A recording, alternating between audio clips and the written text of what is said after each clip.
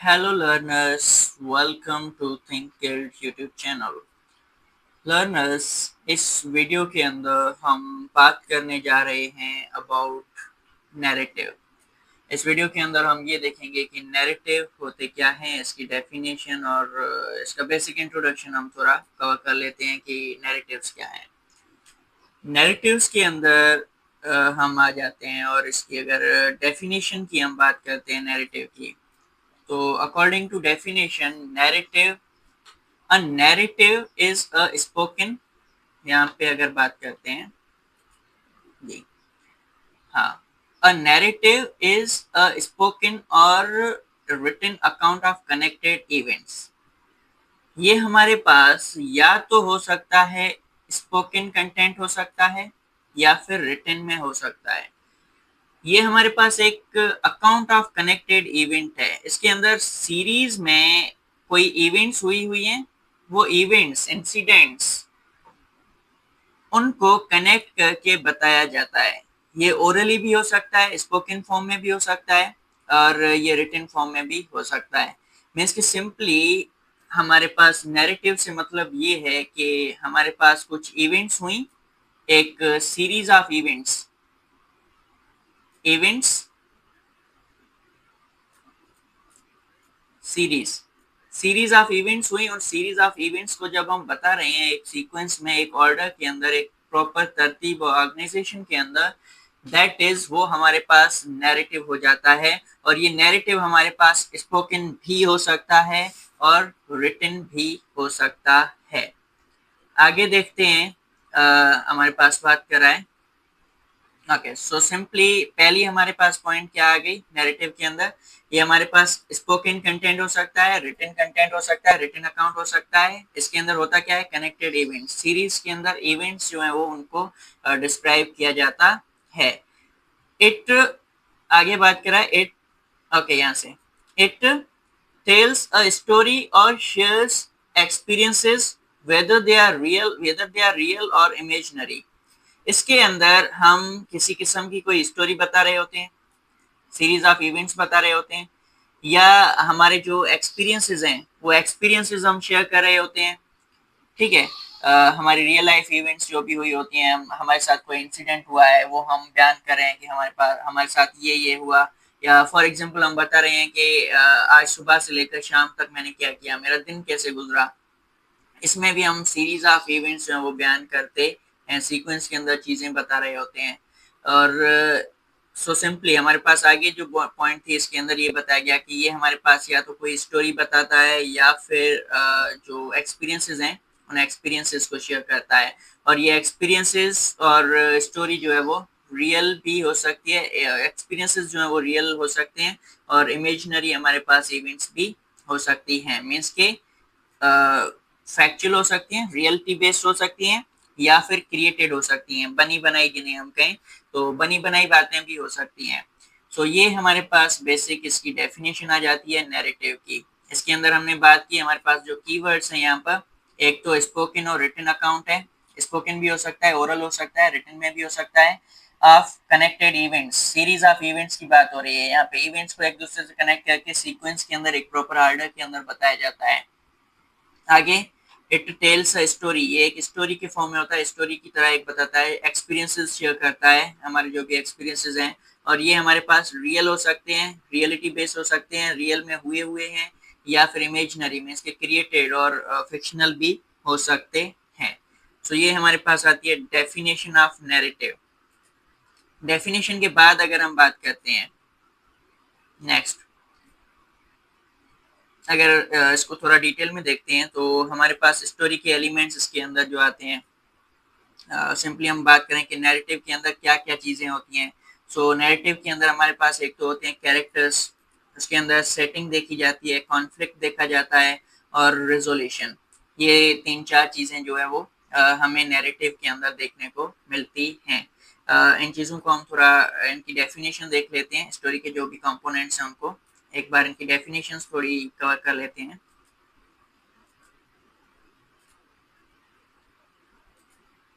जी, wait, okay. So definition की अगर हम बात कर रहे हैं, सो डेफिनेशन के अंदर सबसे पहले हमने बात की इसके अंदर कैरेक्टर होता है। अब कैरेक्टर से हमारा क्या मुराद है? कैरेक्टर से मुराद है कि a person, animal or figure in a story who takes part in the action and helps move the plot forward। अब इसके अंदर हमारे पास कोई पर्सन या एनिमल कोई भी ऐसी चीज जो रोल प्ले कर रही है, जो किसी किस्म का एक्शन के अंदर जो हमारा पार्ट है वो ले रही है, रोल प्ले कर रही है कोई भी स्टोरी के अंदर, और हमारा जो प्लॉट है, सीरीज ऑफ इवेंट्स है, उनको आगे बढ़ाने में हेल्प कर रही है, वो सारी चीजें हमारे पास कैरेक्टर है। मीन्स की अगर हम बात करते हैं एक पर्सन की, कोई हमारे पास एक पर्सन है, वो पर्सन जो है वो स्टार्ट से लेकर एंड तक कोई एक्शन परफॉर्म कर रहा है, एक रोल प्ले कर रहा है स्टोरी के अंदर, सो उसको हम कैरेक्टर बोलते हैं। आफ्टर कैरेक्टर नेक्स्ट हमारे पास वर्ड हमने यूज किया था सेटिंग। सो अगर सेटिंग की हम डेफिनेशन देखते हैं, सो सेटिंग की डेफिनेशन के अंदर the time and place where a story happens. इसके अंदर दो चीजें आ रही हैं। नंबर वन थिंग, टाइम, किस टाइम पर स्टोरी हो रही है, ठीक है, टाइम पीरियड कौन सा है, और दूसरा प्लेस कौन सी है, किस जगह पर स्टोरी जो है वो हुई है, इवेंट्स जो किस जगह पर हुई हैं। ये दोनों चीजें जो है हमारी सेटिंग कहलाई जाती हैं। इसके अंदर अगर हम बात करते हैं तो एनवायरनमेंट आ जाता है, किस किस्म का एनवायरनमेंट था, कौन से हिस्टोरिकल पीरियड्स हैं, एटमॉस्फेयर क्या था, ये कुछ चीजें जो है वो हमारे पास सेटिंग कहलाई जाती हैं। ओके, उसके बाद हमारे पास थर्ड टर्म था प्लॉट। प्लॉट की अगर हम बात करते हैं, ये sequence of events in a story. Story के अंदर जो सीक्वेंस ऑफ इवेंट्स होती है, सीरीज ऑफ इवेंट्स होती है, तरतीब के अंदर जो हम चीजें बता रहे होते हैं, उसको हम प्लॉट कहते हैं। स्टार्ट से लेकर एंड तक ये स्ट्रक्चर्ड होती हैं चीजें। सबसे पहले हम इंट्रोड्यूस कराते हैं, उसके बाद एक्शन, राइजिंग एक्शंस होते हैं, वन बाय वन चीजें बताते हैं, कौन कौन सी इवेंट्स हुई, क्या हुई, क्लाइमैक्स बताते हैं कि आगे जाके क्या होने वाला है, और फॉलिंग एक्शन, बाद में एंड कैसे हुआ, चीजें कैसे जो है वो पीछे गई, और लास्ट में रेजोल्यूशन, सॉल्व कैसे हुआ इशू, कॉन्फ्लिक्ट जो था इसके अंदर स्टोरी के अंदर, वो किस तरह से सॉल्व हुआ। सो ये चीजें हम प्लॉट के अंदर देखते हैं। मीन्स के सीक्वेंस ऑफ इवेंट्स को देखते हैं, स्टार्ट से लेकर एंड तक क्या क्या हुआ, वो सारी चीजें मिलाकर उन्हें हम प्लॉट का नाम देते हैं। उसके बाद हमने बात की कॉन्फ्लिक्ट की। कॉन्फ्लिक्ट द मेन प्रॉब्लम और struggle in the story. Story के अंदर मेन प्रॉब्लम क्या है, किस चीज को जो है वो डिस्कस किया गया है, स्ट्रगल क्या थी स्टोरी के अंदर, कैरेक्टर्स कौन सी चीजें हैं जिनको वो फेस कर रहे हैं, वो उनके इंटरनल हो सकती हैं, एक्सटर्नल हो सकती हैं। इंटरनल जैसे कि कुछ बिहेवियरल प्रॉब्लम्स हैं किसी कैरेक्टर के अंदर, किसी स्टोरी में कोई कैरेक्टर है, एक लड़का है, उसके अंदर कुछ बिहेवियरल इश्यूज हैं, वो उसके इंटरनल चैलेंजेस हो गए, वो उनको ओवरकम करना चाह रहा है। या फिर एक्सटर्नल चैलेंजेस हो गए, जैसे हम अगर हम बात करते हैं, कोई कैरेक्टर है, उस कैरेक्टर फीमेल कोई कैरेक्टर है, उसको कोई एजुकेशन हासिल करने से रोक रहा है, वो स्कूल जा रहे हैं और विलेजर्स जो उन्हें जाने नहीं दे रहे, वो एक्सटर्नल इश्यूज हैं। सो इंटरनल और एक्सटर्नल दोनों किस्म के इश्यूज और कॉन्फ्लिक्ट्स हो सकते हैं। ये हमारे पास मेन प्रॉब्लम या स्ट्रगल की बात हो रही है, इसको हम मेन प्रॉब्लम या स्ट्रगल को हम कॉन्फ्लिक्ट का नाम देते हैं। उसके बाद अगर हम बात करते हैं रेजोल्यूशन की, रेजोल्यूशन से मतलब ये है कि the part of the story where conflict is solve. Last में हमारे पास जब कॉन्फ्लिक्ट सॉल्व हो चुका होता है, इशू सॉल्व हो चुका होता है, स्टोरी के उस पार्ट को हम रेजोल्यूशन बोलते हैं। यहाँ पर स्टोरी को हम कंक्लूड करते हैं। और फिर हमारे पास एक टर्म आ जाता है थीम, द सेंट्रल मैसेज और underlying ideas the author wants to share.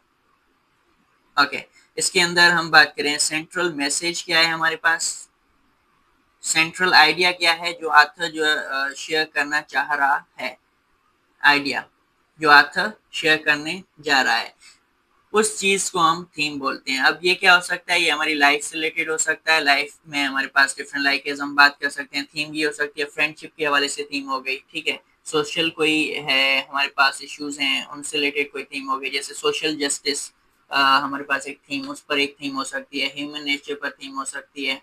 तो बहुत सी ऐसी चीजें होती हैं। मीन्स कि मेन सेंट्रल मैसेज क्या है, किस चीज के हवाले से मैसेज जो है वो दिया जा रहा है, इस चीज को हम थीम बोलते हैं। और लास्ट हमारे पास है dialogue, the spoken words between characters in a story. Story के अंदर जो स्पोकन वर्ड्स हैं, कैरेक्टर्स हमारे पास जो भी हैं कैरेक्टर्स क्या बातें कर रहे हैं, उन बातों को हम जो है वो डायलॉग का नाम देते हैं। यूज टू रिवील पर्सनालिटी, इससे हमें कैरेक्टर की पर्सनालिटी का पता चलता है। Advance the plot, sequence of events जो उनको आगे करने में हेल्प करता है, बातें होंगी तो हमारे पास सीक्वेंस ऑफ इवेंट्स जो आगे बढ़ते जाएंगे। And make the story more realistic, जब बातों की मीन्स के कैरेक्टर्स के बीच में बातें हो रही हैं, वो एक्सचेंज ऑफ वर्ड्स कर रहे हैं, दैट मीन्स कि हमारे पास जो स्टोरी है उसके अंदर एक रियलिस्टिक फील आ जाती है कि हाँ ये रियल में हो रहा है चीजें।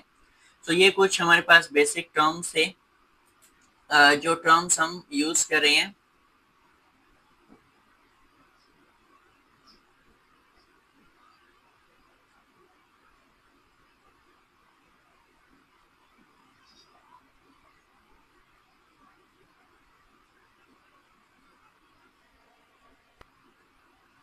ओके सो ये कुछ हमारे पास टर्म्स है अबाउट हम बात करते हैं स्टोरी के अंदर जो हमारे पास टर्म्स यूज होते हैं उनकी डेफिनेशन थी। स्टोरी के कंपोनेंट्स बोल रहे हैं, नैरेटिव के कंपोनेंट्स बोल रहे हैं। ओके जी, सो ये हमने स्टोरी के एलिमेंट्स कवर किए, यहाँ पे इन चीज़ों की डेफिनेशंस देख लें। स्टोरी के अंदर हमारे पास, सॉरी नैरेटिव के अंदर हमारे पास कैरेक्टर्स होते हैं, कैरेक्टर्स के साथ सेटिंग हमें देखने को मिलती है, कॉन्फ्लिक्ट होता है और रिजोल्यूशन होते हैं। उसके बाद अगर हम आगे बात करते हैं टाइप्स ऑफ स्टोरीज की, टाइप्स ऑफ नैरेटिव्स की, तो नैरेटिव्स हमारे पास फिक्शनल भी हो सकते हैं। फिक्शनल से मुराद क्या है? क्रिएटेड। फिक्शनल से मतलब है हमारा क्रिएटेड, ये क्रिएट की हुई होगी, बनी बनाई होगी। और नॉन फिक्शनल मीन्स के रियलिटी बेस्ड हमारे पास आ जाती है, ये जो रियल में इवेंट्स हुई होंगी। इसका अगर हम एग्जांपल लें, ऑटोबायोग्राफी, ठीक है, या बायोग्राफी हमारे पास होती है, वो हमारे पास नॉन फिक्शनल होती है। बायोग्राफी लास्ट में हमने एग्जांपल्स लिखे भी हुए हैं नीचे। मेमोयर नॉन फिक्शन है, या फिर बायोग्राफी का, सॉरी बायोग्राफी का अगर हम एग्जांपल लेते हैं, बायोग्राफी, तो बायोग्राफी है या ऑटोबायोग्राफी है, ये हमारे पास नॉन फिक्शनल होते हैं। और फिक्शनल की अगर हम बात करते हैं, ये क्रिएटेड होते हैं। इसमें हम नॉवेल की बात कर लेते हैं, या शॉर्ट स्टोरीज की बात कर लेते हैं, फेबल्स की बात करते हैं। सो ये चीज़ें हमारे पास फिक्शनल होती हैं। ओके, सो टाइप्स के अंदर ये फिक्शनल हो सकते हैं और नॉन फिक्शनल हो सकते हैं नैरेटिव्स। उसके बाद अगर हम बात करते हैं, मेन हमारे पास आगे पॉइंट है एप्लीकेशन।